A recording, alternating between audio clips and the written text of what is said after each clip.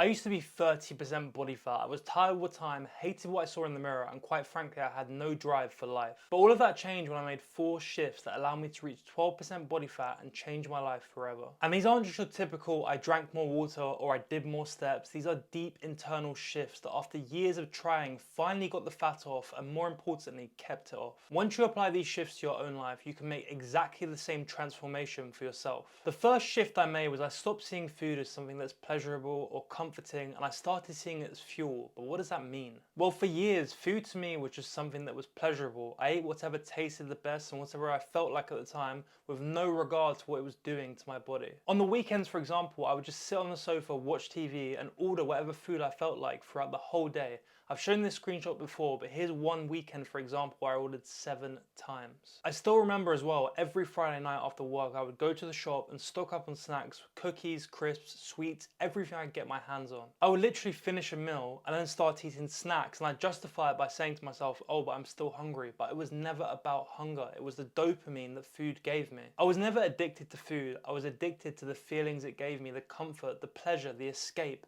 It was never about the calories. The shift I made was so simple yet so powerful. I started seeing food as what it is, fuel, not comfort, pleasure, or entertainment. And food is exactly that. It's either something that fuels you both physically or mentally, or it drags you further and further away from the person you want to become. I started to ask myself, why am I eating that food? What is it actually doing for me? And that changed everything. It literally forced me to build my meals around high protein, slow release carbs, and high volume food. I simplified everything. I started to cook more, used fewer ingredients, and made the same 5 or 6 meals every day. From there, I started to notice how much better I actually felt, from cognitive function to more energy to just being happier in general. And that gave me the boost I needed to continue. And don't get me wrong, I'm not saying I don't enjoy food anymore. I just make sure that 80% of the time, the food that I put in my body is serving a purpose and propelling me towards my goals. And seriously, once you stop using food as an emotional crutch, you feel a lot more free. Start with just 30 to 40% of your food strictly being to fuel you only.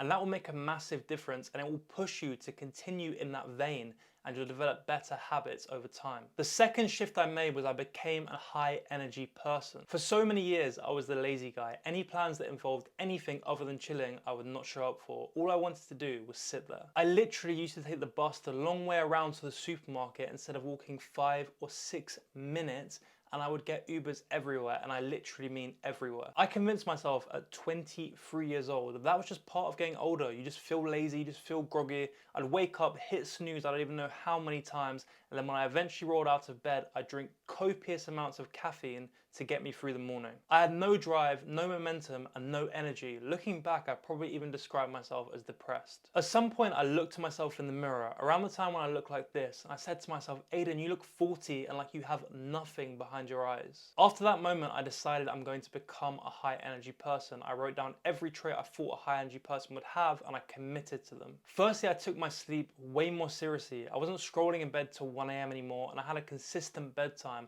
And after just 1 week of a consistent 8 hours, I felt like a completely different man. Not only that, but I started to walk everywhere, from the shop to work to the gym to my grandma's, and I showed up for every single social event that involved physical activity. And guess what? I started to love it. When I tell people I decided to become a high energy person, they usually look at me really weirdly and say, well, that's not a choice. But it fucking is. Seriously, try it for yourself tomorrow. Decide you are a high energy person, act on what a high energy person would do, and guess what? You become high energy. You don't need a new body to become a high energy person. You need new habits, a new lifestyle, a new mindset, and you need to take the decision that you are no longer settling for a groggy, low energy, low effort existence. So start walking all the time, get your blood pumping, get those calories burning, just move your body, and the fat will melt off, and you will also discover a new passion for life you didn't realize you had. On to shift 3, and it's so important, not just for fat loss, but for staying consistent with anything.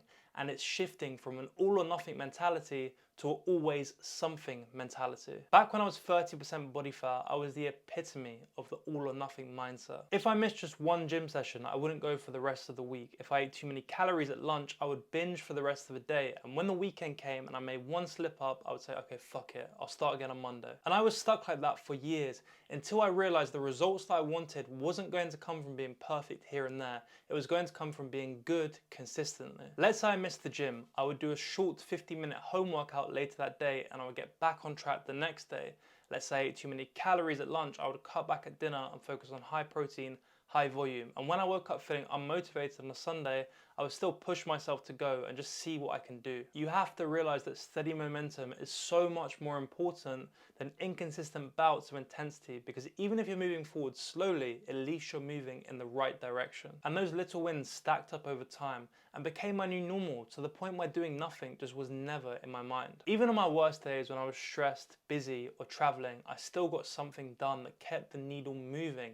And do you know what happens when you do that? You stop falling off, you stop yo-yo dieting, and you stop losing every single piece of progress you've made when life gets a little bit messy. Fat loss is never about being perfect, it's about never stopping. And the always something mindset will mean that you never stop. So look, if you're in a similar position to where I was, stop starting over. Do yourself a favor and commit to something small, whether that's a 5-minute walk or 20 push-ups, and watch what that eventually snowballs into. By the way, do you know what else will cause the snowball effect for your fat loss? Signing up to my free email list, where I give away my best tips, my best strategies, workouts, recipes, stories, and more every single week. And yes, it's free. Go and sign up now. The fourth and final shift, and the one that was the most important factor for me to go from 30% to 12% body fat, was that I took full responsibility. For as long as I can remember, I blamed my weight on everything but myself. I would say, oh, it's harder for me because I have bad genetics, or I just don't have time to cook and train. But those excuses, and every single excuse that I came up with, was just absolute bullshit.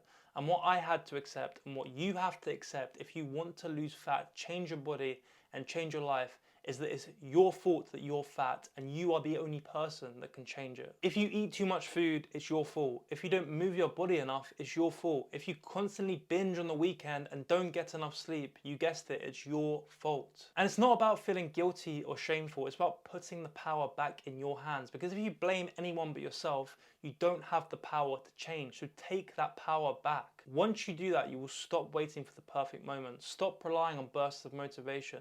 Stop blaming stress, or that you're busy, or that it's not your fault. And guess what? You will actually change. Once I made that switch myself, I started to make better decisions around my nutrition, my training, and just my life in general. And everything just got better from there. The funny part of that is, once you do that for long enough, eventually people will start saying to you that you're genetically gifted and you're lucky.